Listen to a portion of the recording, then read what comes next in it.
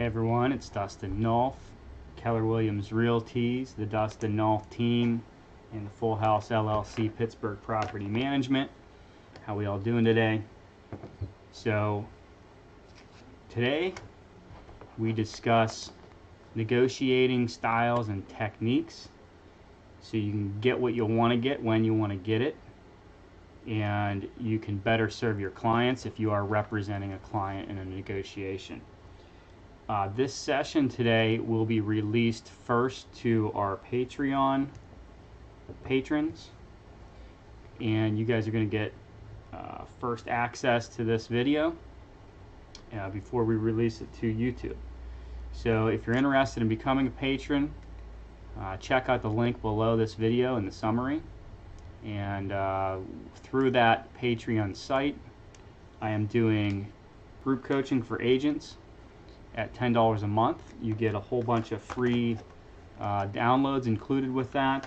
So you're getting stuff like my expired listing mailing campaign. You're getting the initial mailer for that. You're getting my 0% for sale by owner contract. You're getting Craigslist ad copy, things like that. So that's stuff that you can just download and use. Plus we're doing weekly coaching videos, and we do occasional live coaching sessions as well. That's $10 a month. $100 a month we do team building coaching. So focused on team building, agents who are building a team, whether you're just getting ready to hire your first assistant or agent, and you are just getting in the mindset of team building, or you're already in the process of team building. That's $100 a month. Some of the most affordable team building coaching you're going to get. It also comes with free downloads as well. So you're going to be getting things like my executive assistant accountability checklist. So my daily checklist for what my executive assistant does. You're going to be getting spreadsheets to do business planning for your team and things like that. So check that out. I also do one-on-one coaching for $1,000 a month. That's actual face-to-face Zoom meetings and phone calls, and you get access to everything else within that tier as well. So check those out. Links are below. So let's get into it.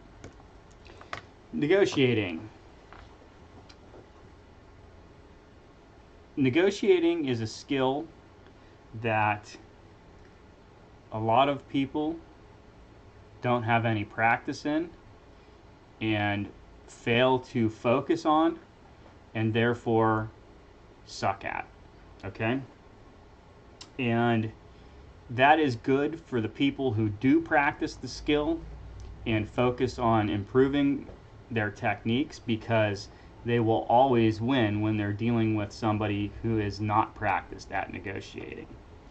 What we are going to discuss today is how you can win at negotiating, and several different techniques that you can use in order to better serve your clients and or yourself in the middle of a negotiation. One of the first things that I'd like to discuss is a term called posturing. Now, if you start studying negotiating, or you look into it, or you start reading books on negotiating, you're going to hear the term posturing. I will tell you, one of the funny things about negotiating and people who write books about negotiating is that they use secret terms, code words, to discuss and talk about some things that they do that are skills that a negotiator uses. And posturing is one of those code word terms that is used quite often. I will tell you what posturing is. Posturing is when you lie in order to set a stage or set a presence for your negotiation. Okay? So posturing is a nice word for lying. All right? If you're not down with lying, then you're not going to be a good negotiator. And I'm sorry to say that, but I think that's just the truth of it. And a lot of people wouldn't say that outright. because it makes it seem like negotiating is a dirty thing, and it really kind of is. And I'm sorry, but that's the honest truth about it. If you want to call it posturing because it makes you feel better, then go ahead, but it's lying. An example of posturing. You're representing a client. Your client only wants to pay so much money for an investment property, and they want to get a good deal. So you may posture and say, my client can only afford this much money, and that's what they feel this property is worth, and therefore they can't spend an extra penny because they don't even have it. You may know that your client has an extra 500 grand to spend and they're willing to throw it on the table, but you're posturing and stating that they do not, in order to hopefully try to prevent the other side from negotiating up. So that's an example of posturing. One of the things that I like to do when I'm negotiating for a buyer is I will pull comps on a property that better serve my purposes, right? So if a property is listed for, well, here's a real life example. We just closed on this property. Property was listed for, like, I think it was $333,000. We came in at like 290 or 280, something like that. Now, granted, like, this is in the middle of what has been a strong seller's market in the United States here for a while. We came in at 280 or 290. This property, it's kind of been on the market for a while. It's in an area, it was in a little pocket that was a slower market, and we're offering on it, like, we're putting an offer on it in, I think it was January, end of January or February, beginning of February. So it's the slow season for Pennsylvania. So the property was sitting there, it was getting a little bit stale, and we put an offer in for like 280 or 290. It was low. It was listed for 330, 333. What we did to back that offer up was we postured and we said, this property is not worth what you're asking, and it's not worth what you're asking because of this. And here's our comps. And what I did was I pulled comps that supported my argument. And it wasn't necessarily the comps that best suited that property, but it was comps that best suited my argument for the price of the property. Okay?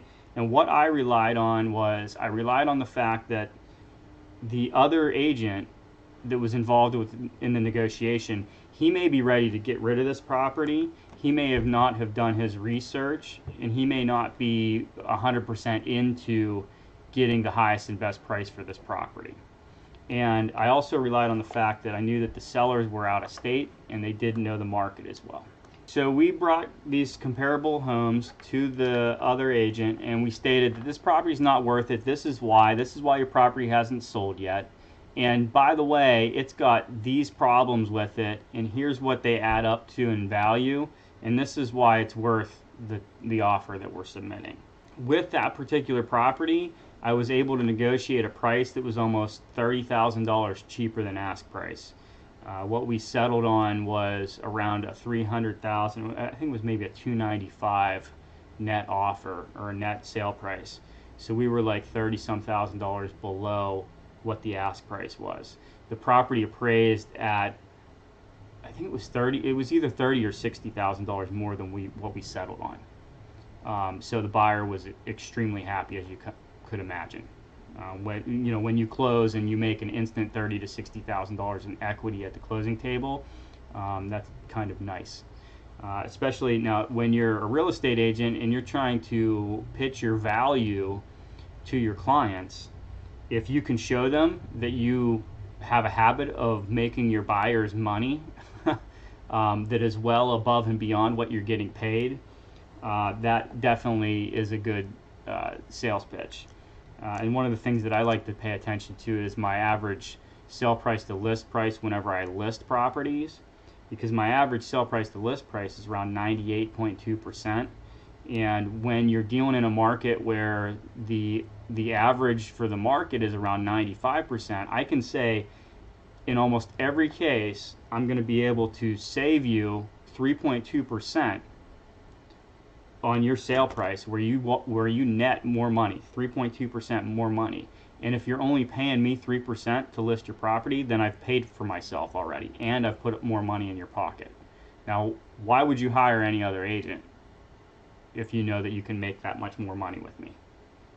That's a good sales pitch, right? So if we were to break this down into like the 3 things that I think you should get out of this,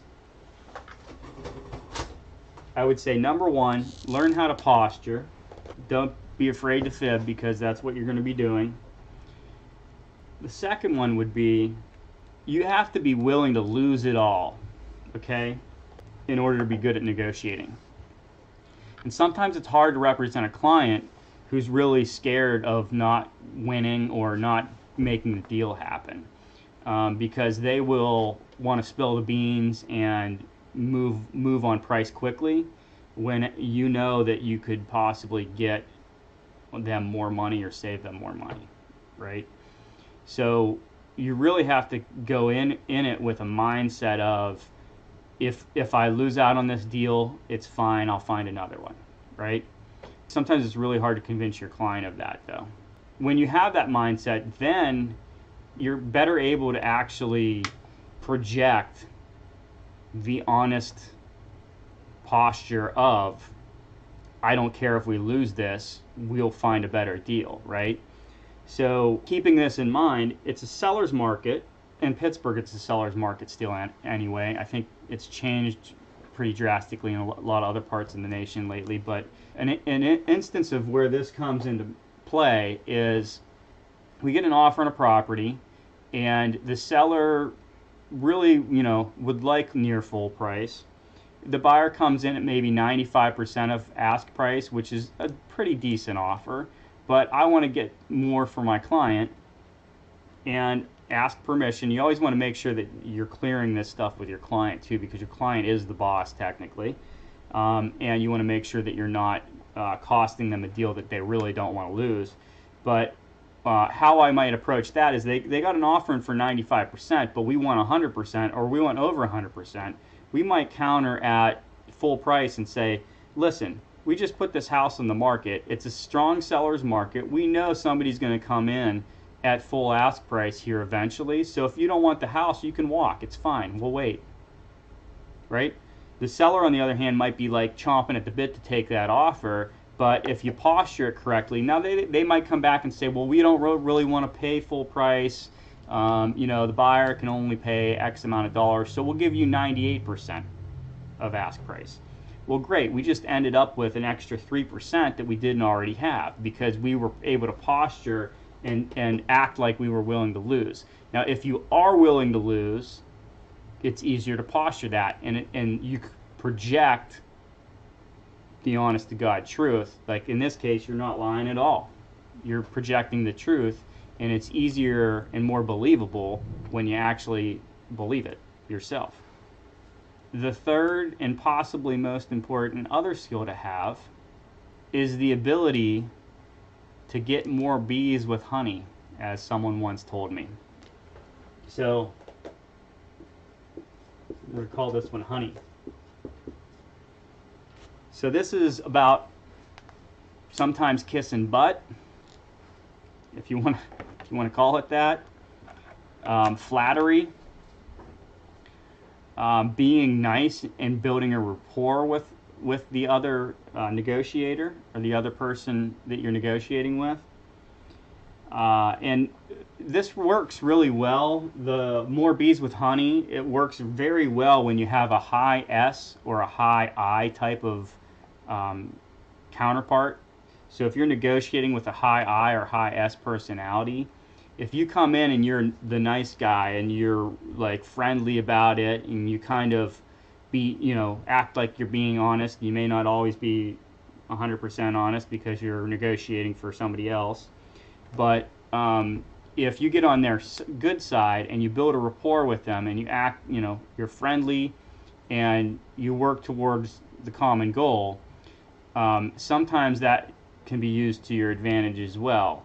So we're going to be looking at this is a third type. So an example of this, and this works well, flattery works well also with high D type personalities or high C type personalities, but you have to do it correctly, okay? It's not the same type of flattery, okay? So with a high I or high S, you want to build a rapport and you want to work towards the common goal, like it's going to be more of a we're heading in the same direction type thing, and you're going to be friendly with them and ask about kids and family and how's business and have the small talk with them. With a C or a D type personality, it's going to be straight into the bottom line. So with a C or a D, the best thing you can do if you're going to be negotiating with a C or a D is learn stuff about them. And then like the first thing that you want to do is say, hey, you know, for high D, hey Joe Schmo, I have an offer for you coming in on 123 Main Street. Hey, I just wanted to say, like, I saw your article in Real Producers last week. That was pretty freaking awesome. That's awesome. Congratulations. So you're pumping up their ego. Hey, I saw that you were recognized for being awesome. That's awesome, right? So now the high D's got an inflated ego, and they like you because you just took notice of them, okay? Keep it short. That's it. Like, no small talk. Now, so by the way, hey, so I'm bringing this offer in, and I just wanted to talk to you real quick about it and, you know, get some insight on what's going on with the seller, whatever. So that sort of flattery helps out there. Now, the opposite effect helps as well, and we're going to look at that then. So this is kind of, we'll say the number 4 is intimidation. Intimidation can work well also. It's kind of like the dark side of negotiating. The dark side of negotiation is that you come in like a know-it-all and boss people around, and you assume that they may or may not know as much as you, and you could be completely wrong, but because you're coming in forceful, a lot of people will just back down. You know, an instance of where this might work is when you're dealing with a newer agent who maybe a newer agent who listed, let's say they list like a duplex or an investment property, and you're submitting an offer and it's clear that they kind of don't know what's going on, and you come in and say, hey, listen, this price does not work at all. Like, I don't know where you got this sales price at, why you're asking this price, but here's how the numbers play out. Like, this doesn't make any sense. Nobody's going to make any money off of this property if they pay that ask price. So this is why our offer is what it is, and this is how it works out, and this is why your client should accept it. Thank you. Please submit our offer. We're looking forward to putting this thing under contract. So you're being kind of forceful about it, and you're telling them, you know, this is the way things work. It works with some new agents. It works with agents who are more likely to be like a high I or high S personality. Because a lot of times they want to be liked and they want to be helpful, and if you come in and you kind of say, well, this is how we're going to like you, as if you actually do what I want you to do, sometimes they bend, and then they go back, and what I've seen before is they'll actually go back to their client and say, well, actually, you know, this price, he's kind of right, like this price doesn't work, like it doesn't make any sense, and they'll like literally just regurgitate what you told them to their client. And if their client trusts them, then you end up with, you know, you're getting a great deal on a property that really, you know, they might have had it priced right in the first place, but you were able to talk them out of it. So that's an idea or a way, an example of how intimidation can work to your advantage as well. So I hope that you enjoyed this video today. It's definitely not a complete source on negotiating. I just wanted to get some ideas out there, some things for you to think about. I am going to put some links for books about negotiating and books that I've been recommended or I have read in the past about negotiating to give you more ideas. And what, you know, take it or leave it. Everybody's different, so the style that you use, you may be like, I am not this person, I'm not going to intimidate anybody, I don't think that's nice at all. That's fine. Use honey. Alright? And be willing to lose. These two here can win you a lot of deals. Right? So use the styles that best suit your personality, and be aware when these other ones are being used on you, right? Like, you want to be aware of what's going on the other side. When I'm negotiating a deal, the agent can come in and be a hard ass, and they can be rude and try to intimidate me all they want. I kind of look at it as, hey, they're doing a great job trying to negotiate for their client. And I don't take it personally, because I'm going to do the same exact thing in that scenario too, if that's what's going to work. So, you know, look at it that way. Don't take it personally. There's a lot of egos in real estate, and like there's a lot of people who like will hold a grudge because of how you negotiated a deal. That's not the best way to go about business. This is just business, guys. Once the deal is closed, everybody should love each other again, right? So get it done, and especially once you get the deal under contract, get it to the closing table. It's one thing to be willing to walk away. It's another thing to throw away a great deal. Don't throw away a great deal because you're being a stubborn hard ass. All right, thanks for watching. Check out the links below. Give me a thumbs up, subscribe, hit the notification bell, and check out my Patreon site. Sign up for real estate coaching if you haven't already. See you again soon.